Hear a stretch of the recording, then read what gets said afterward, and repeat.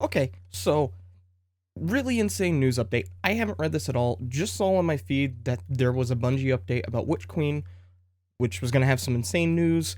Haven't read it yet. I'm kind of shaking because I get really excited when major updates like this come out, and I had to record my initial reaction. Okay, so let's just get into it. Destiny 2021 update, The Road to the Witch Queen, from the Destiny dev team.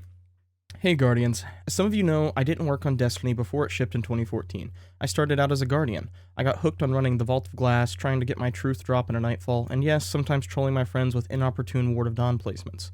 After playing for just a few short weeks, I knew I wanted to do whatever it took to get to work on the game. Destiny changed my life. Back then, I knew Bungie had just begun the journey of what Destiny could be, and what it could mean, to so many Guardians like me. When I walked through the doors of Bungie for the first time, the Dark Below had just shipped and the team had already had their eyes up, outlining ambitious plans for the future. It was clear that everyone at Bungie loved Destiny fiercely and believed in its future as much as I did. Flash forward to today, Season of the Chosen is launched, and it's incredible to see how far the game has come. Right now, my Guardian is crushing battlegrounds, perfecting a new build for Master Lost Sectors, gilding titles, progressing seasonal challenges, working on catalysts for some of the most unique exotic weapons we've ever added to the game, and experiencing more seasonal narrative progression in Destiny than ever before. It's humbling to think about how much of these systems and this content didn't exist 2 years ago, last year, or even last month. The story this season is insane. I absolutely love it. Though going back to work these days includes video calls, guest pets, and kids, what continues to humble and motivate me since my first day is how this team still looks at Destiny with fresh eyes every day. We see possibility in Destiny at all levels on the team, and working on this game has really become life-changing for many of us. Destiny, this friendship maker and sometimes temporary friendship breaker, this catalyst to make memories, this universe that we all love, we're lucky to be here and share these moments with you. Destiny has so much to offer to so many different types of players, and even more than that. It means something different to each player. It's complex, intricate, and demanding, and that makes it an awesome challenge to work on. As massive as Destiny is, we believe there is so much more potential to unlock in this amazing game. Stories to finish and new stories to come, and that will keep driving us to make it better every week, every season, every year. The Witch Queen, Lightfall, and beyond. Ooh. Okay. Last summer, we outlined our ambition for the next era of Destiny 2 by announcing the full arc, starting with Beyond Light, followed by the Witch Queen and Lightfall. As we began to scale production on the Witch Queen last year, we made the difficult but important decision to move its release to early 2022. Wait, we did? What? We also realized that we needed to add an additional unannounced chapter after Lightfall to fully complete our first saga of Destiny? What? We've long thought about moving Destiny's annual release to the early half of the year primarily for the health of the team, but the Witch Queen and not being tied to legacy expectations allowed us to make this choice early for 3 important reasons. The Witch Queen represents an important evolution in the ongoing story of Destiny 2. Beyond Light built the foundation and allows us to weave the world building of Destiny and Destiny 2 together, but the Witch Queen will light the fire on a strongly interconnected narrative across Lightfall and beyond, unlike anything we've ever attempted before, with characters, arcs, heroes, and villains that persist over multiple future releases. Even more importantly, the conclusion of these releases will also conclude the Light and Darkness saga, the conflict we first introduced with the launch of Destiny many years ago. As we've been developing the Witch Queen, we realized that we needed this release to be the first of many moments crucial to the story of Destiny. With so much leading to and dependent on what happens in the Witch Queen, we wanted to make sure that we gave ourselves enough time to build out this journey in the right way, starting with an exceptional first chapter in the Witch Queen. With Destiny now committed to being an everlasting, evolving world, we want to make sure we're still taking the time to upgrade the systemic foundation of Destiny 2 to support everything we want to do in the future. Our ultimate vision for Destiny 2 still stands: a definitive action MMO, a unified global community where you can play Destiny anywhere with your friends. For 2021, this means upgrading our approach to keeping Destiny's weapon and armor game fresh, refining our vision for PvP, implementing Transmog, and adding crossplay, more below. Refining our vision for PvP. We need more on that, okay? Finally, and the most important reason, we're proud to be uncompromising when it comes to our commitment to the health of our teams. With COVID-19 keeping us away from the office and the large amount of work on our plates, we needed to move the date in order to make sure that both this year's updates and the Witch Queen were both delivered at the quality we strive for, and on a schedule that made sense for everyone involved. Making this choice is not one we took lightly. Believe me, as someone close to the Witch Queen's progress. There's no one more than us that wants to get it out as soon as it's ready. But at the end of the day, we know we're making this call for the Witch Queen in future chapters in Destiny 2 for all the right reasons. One that puts our team first in our game and at the quality bar we strive for ourselves. We'll have more to share on the Witch Queen and beyond in the late summer of this year. But today, we need to talk about what's happening in 2021. Let's get to it. Yes! Okay. I'm sad that Witch Queen's going to be coming out later, but if it makes the game better, I don't care. I've always thought to myself, ever since Shadowkeep and Beyond Light, while people weren't happy with certain things in the seasonal content, a lot of the things were setting the foundation for what's to come in the future. And I think there were a lot of growing pains that came with that, right? Like, sure, it may not be the craziest thing you're ever experiencing now, but Bungie is laying the foundation for it, and I think they can. They need to execute it. It's not set in stone. Their execution needs to be top-notch, but the potential is there. Bungie is the masters of potential. Okay, enough of my tangent. Let's keep reading. Rewards that matter. With Season 11, we introduced Infusion Caps, an iteration on Infusion designed to keep Destiny's gear game fresh from release to release and create a healthy ecosystem for our aspirational content. While we still believe in these goals, it's clear our execution was off the mark. Exactly what I was getting at. Infusion Caps helped us meaningfully shift the meta in Beyond Light and create a rewards ecosystem that was manageable to balance and monitor, but the system has also made our rewards feel like they have an expiration date and have frequently made playing our legacy content feel shallow. We want the rewards you earned in Beyond Light and its subsequent seasons to feel like valuable tools you can use in the incredible challenges you'll face with the Witch Queen. So, we're making a change. We've made the decision that any weapon or armor that can currently be infused to max power will continue to reach max power permanently. Starting in Season 14, we won't be capping the infusion on any weapons or armor that have not already reached the cap as of the start of Season 13. This means you'll be able to take your trusty, your falling guillotine, and all the high stat armor you've earned this year to take on the raid and the Witch Queen. That is awesome. I have one complaint. I want Fellwinter's gone. I want it gone. or does that count as in... Is Fellwinter's gone? Did I miss... Whatever. While we still strongly believe that Destiny needs a method to shift our meta in the game's most challenging activities, we don't believe that infusion caps are the right answer. We're taking time this year to research and validate a plan that creates a fresh and balanceable ecosystem for our most aspirational content, one that doesn't make our awards feel like they have an expiration date. We've learned a lot this year and don't want to rush finding the best plan, so don't expect to hear anything about this until after the Witch Queen. Because we won't be capping any more of our weapons, we must consider more variables in the game balance of our upcoming seasons and releases, so expect to see some tuning when it comes to our biggest outliers in PvP and PvE. Yes, I'm looking at you, Fellwinters and Warmind Cells. Yes! Yes! Get Fellwinters out. Warmind Cells are really freaking strong. Like, oh my, they're busted. I love them, but they are. This is a big change for Destiny and one that we did not make lightly. However, we believe there's nothing more important in Destiny than getting our rewards right. Power play. Now that we've talked about rewards, let's talk about power. Last year, we started a paradigm where we raised the overall power cap by 50 each season. While this helped us ensure that infusion caps shifted the meta, it also made each season feel like a significant reset to your power you had accumulated. To combat this, we will be experimenting with a new power level cap. Starting in Season 14, we will only be raising the power cap by 10 for each non-expansion season. This means if you reach the maximum power in Season 13, when next season rolls around, you will be directly in the 10-point pinnacle band of the power pursuit. Yo! This power increase should feel familiar to anyone who played Season of the Dawn last year, and we're excited to see how this progression feels alongside our new systems. I like that a lot. I think there's some other things they could do with pinnacle power that might make it better than this. This is a good step in the right direction, but I'll have that in another video. We believe this change will make it even easier to pick up and enjoy Destiny each season, while still allowing us to have a deep RPG power pursuit when we launch the Witch Queen. Angels of Death. Like many of you, I am passionate about PvP in Destiny 2, and it's clear that we haven't had a consistent message around these modes, so I'd like to share our high-level vision for the Crucible. Okay, this is gonna be a huge one. Okay, direct player versus player competition is essential in Destiny as an option to express mastery of your Guardian and showcase the strength of your arsenal against other players. It's a simple vision, but it's one that's crucial to making the game feel like a real place for those players that crave that showcase, where the rewards you've earned, the skill you demonstrate, and how you've built your Guardian all matter. So let's talk about what we're doing this year for PvP, starting with our two priorities: improving gameplay sandbox balance in the Crucible and upgrading the experiences of our most aspirational game modes. Look, fixing trials is great. You need more stuff in regular Crucible too. When it comes to balance updates, these can be divided into three major buckets. First, In Season 15, we will be addressing 3 peaking and Trials and Competitive. In these modes, emotes will be disabled and players will be unable to pull out any third-person weapon that doesn't have ammo. That's actually a really good change. Like, if you don't have ammo, you can't use that still. Oh, that's smart. Third-person experiences are part of what makes Destiny's gameplay feel so good, but it was clear in our most competitive arenas that these mechanics were being used in ways we did not intend. This is a tricky problem to solve in Destiny's complicated sandbox, but we think this is a good starting point.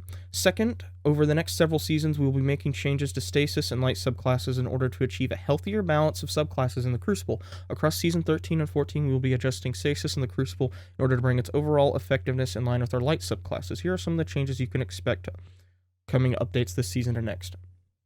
Okay, I don't want Stasis nerfed into the ground. I want it adjusted, maybe reworked before I read these. I know they're right there. Second, don't just nerf Stasis and not do anything to light subclasses. I know they said they were going to, but, just reiterating. Behemoth Titan, decrease super damage reduction, increase super energy cost when performing light attacks, remove freeze AoE on supercast, reduce traveling efficacy on Shiver Strike when slowed. Okay. Revenant Hunter, decrease Withering Blade damage and tracking, decrease slow stacks applied to target, remove Shatter Dive damage reduction. Okay, Shade Binder, fix bug where Ice Flare bolts wouldn't track towards target immediately on creation, fix bug where Shade Binder super projectiles were not tracking until a certain distance is traveled, general, decrease Crystal Shatter damage. While these things seem cool, I don't know if that's enough. For Season 15, we're also looking at universal adjustments to Stasis by increasing damage reduction when frozen to provide more survivability for the victim. Following the Stasis tuning in Season 15, we will also focus on light subclasses and release a set of targeted buffs to our most underutilized specializations. The goal of all these changes is to keep Stasis feeling great in PvE and bring its representation in PvP more in line with our light-based abilities. Finally, we want to continue adjusting weapon archetypes' performance and introduce new perks that shift the meta in Crucible. I think the team has done a great job in this area over the last several months, introducing balance changes both at the seasonal boundaries and at the mid-season. We want to continue to drive down this path to diversify the types of loadouts you encounter from season to season. In addition, at Season 15, we will also be looking to adjust overall ability usage rates to make sure guns and gunplay are always key to success in the Crucible. Of course, gameplay balance only matters when the underlying playing field is fair, and unfortunately, cheating continues to be a significant issue, especially on PC. We're always working to maintain security as new exploits emerge, and as always, we don't want to talk a lot about these improvements for fear of empowering the bad guys. A few areas we can talk about are... Let me make sure I'm still recording. Yeah, we're still good. Okay, back here. We're aiming to nearly double the size of the Bungie game security team this year, reflecting our long-term commitment to fair play. We've begun regular surveys to better understand your experiences with cheating and to measure our progress. This new data enriches our existing streams from player reports. Thank you for reporting, and game instrumentation. If you receive one of these surveys, please share your experiences to help us fight cheating. We've begun a strategy of aggressive legal action against cheat developers. I have seen that. You may have seen news articles about some of our early actions here, and we will continue to pursue those who undermine fair play using every tool at our disposal, both in partnerships with other studios and under our own flag. This is good.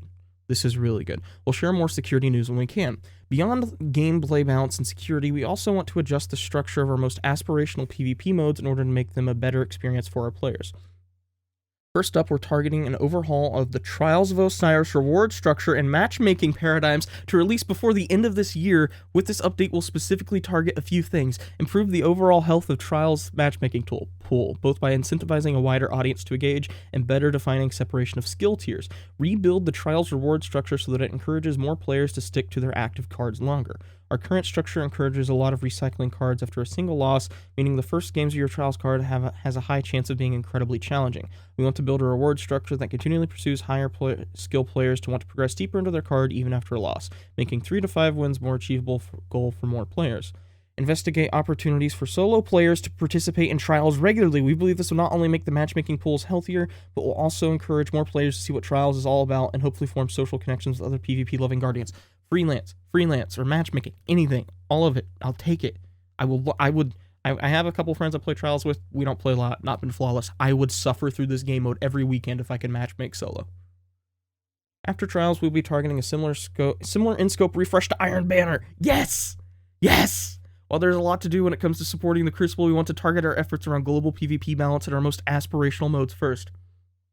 Okay, Praedyth's Revenge. In Season 14, the Vault of Glass will return. The team will have a lot more to say about it before launch, but there are a few things I'd like to clarify now.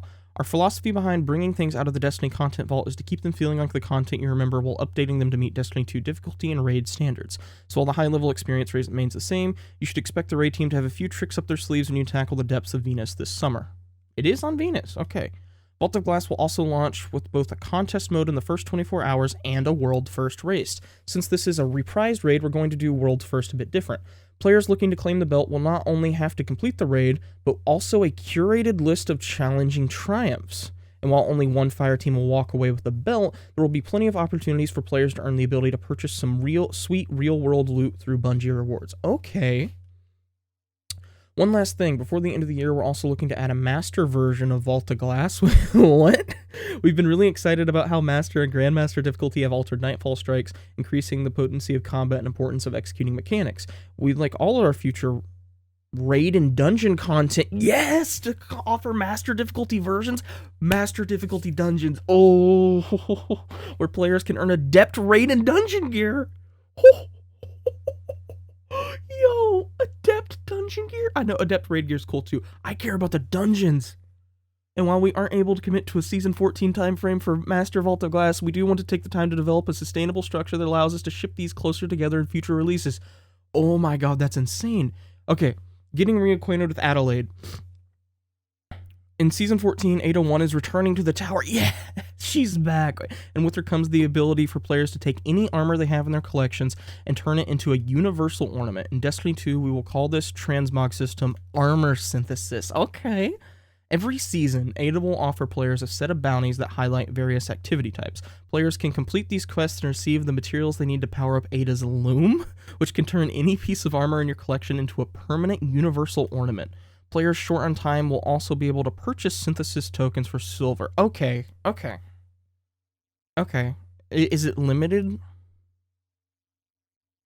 Once you've acquired some new universal ornaments, you'll want to head over to the new appearance screen in the character menu where you can manage the ornaments on all your gear in one place. You'll also find that you can apply shaders here individually or on all pieces of your equipped gear with one click to make it even easier to try out a bunch of new looks in Season 14. We've changed the shaders to be permanent unlocks, meaning you no longer will need to hold on to stacks of shaders in your inventory. Oh, yes!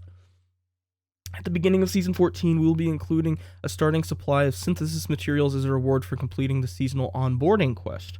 We know many of you have been looking forward to synthesis for a long time and want to front load your ability to create some of the looks you have been looking forward to showing off. That's sick. I'm still mad I didn't get the Season of Dawn freaking ornament set finished. I didn't get any of them, actually. I only got to like halfway through the battle pass this season. Combined fire. Okay. We've still got a few quick things to cover, but I want to make sure we didn't end without taking the time to recognize how incredible a team here is at Bungie. It's enormously difficult to make a game like this from home, but the team comes at it every day with unmatched enthusiasm and talent. One of the reasons why is that our team is full of guardians, conquerors, lighthouse frequent flyers, lore masters, and people that just love to get in a strike or two with their family. All the work they do is because they believe that Destiny 2 can be the definitive action MMO on consoles and PCs for years to come. So without spoiling our plans for the Witch Queen and beyond, let's talk about a few more things the team is working on this year. Crossplay is coming to the masses in Season 15. We'll be doing some internal rollouts and alpha tests in Season 14 to prepare for a widespread launch this fall. With crossplay, you'll be able to play with your friends no matter what platform you call home, and don't worry, we won't be matching console and PC players together in the Crucible unless PC players specifically invite their console friends to play with them in the PC Crucible pools. Some of you have noticed that Ikora Rey has not been nearly as present recently in Destiny 2. We've missed her as well. Not only will you see Ikora again in Season 14, she will be playing a pivotal role in the Witch Queen. Yes! Some of you noticed that in Beyond Light, we introduced Stasis subclasses like Solar, Arc, and Void. Stasis will continue to evolve into a fully supported damage type with weapons that aren't exotic. In Season 15, we'll introduce our first round of legendary Stasis energy and power weapons. Yes! There will be a lot more info here as we get closer to the fall. More recently, in Season 13, we rolled out Phase 1 of our new gilded title system where players can gild our ritual titles like Conqueror, Unbroken, Dredge, and a Flawless each season. In Season 14, Phase 2 of gilding titles will roll out. When players gild a title, it will now also display how many times that title has been gilded in the past. Let's frickin' go, Bungie. I can't overstate how excited I am for what has been planned for this year and beyond. What we're doing this year is about multiplying our potential for years to come, and while I promise not to spoil any of the things we will reveal for Witch Queen later this year, I feel like I owe you a little treat for sticking with me after all this text. So here's an early concept at one of the wild armor sets you will be able to earn in our next annual release. Whoa. I dig it. Yo, that hunter cloak is so thick. Ooh. Especially just for a concept. Like, this isn't like a model. Look like it. I like the warlock coat a lot. Helmet's alright. I dig it. I like the rugged look. Thanks for reading. Joe Jogaroth Blackburn, Assistant Game Director of Destiny 2. Oh my god, this was such a treat to read. I'm so excited. I don't expect anything interesting from the TWAB today after this. I can't believe they because I was ready for the TWAB and I was gonna make a video on it, but then they just drop this and I see it in my YouTube feed. I'm like, I've gotta read this now. Oh my god, this is fantastic. Freaking, where was the Adept freaking raid and dungeon weapons again? Here we go. Adept raid and dungeon gear.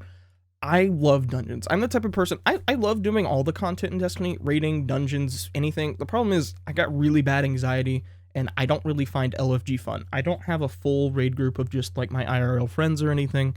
We got a couple people that play here and there. But it's really hard for me to get a full raid group, and it's just like, I don't know, I get shaky, I get anxious, you know? Like, I know I'm capable of doing the raid. My skills are the problem, social anxiety is a bitch. Let me tell you that, and oh, just seeing that's awesome. That's why I love dungeons so much. And being able to get Adept gear and any Adept Iron Banner weapons would be great too, but this is a great step forward. Master level dungeons too. Oh my god, yes. I want to show off master dungeon gear. I really do. Oh my god, one of my favorite things in any parts of the game is solo flawlessing the dungeons. Oh, this looks good. This looks so good. Why does the freaking chest piece looks twisted a little bit? That's weird. The image is stretched a tad. That's awesome. This is such a great update. I cannot wait for the future of Destiny. Having Witch Queen launch early 22, I mean, sucks, but I want the game to be the best possible game it can be, because Destiny can be like the greatest game ever made, or one of the greatest.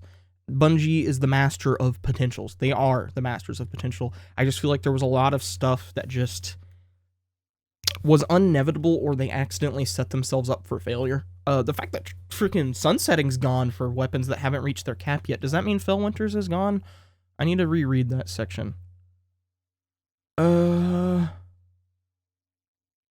Starting in Season 14, we won't be capping the infusion on any weapons or armor that have not already reached the cap, as of the start of Season 13. The Trusty, Falling Guillotine's good, because it doesn't sunset till 1360.